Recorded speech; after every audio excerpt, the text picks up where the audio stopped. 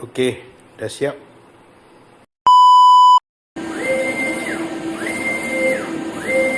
Okey guys, ini adalah UV Crystal DTF sticker.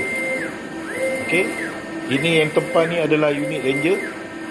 So tempah untuk UV Crystal DTF size A3 muat dalam 70 pieces.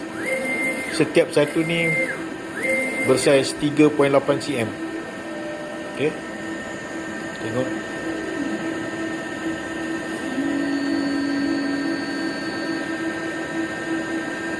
Dah siap. So kejap lagi kita prepare untuk buat pengantaran. Okey, dah siap. Bagi gaban. Satu. 8 parah. 2 dan gabungan. Okey, besok send courier drop off.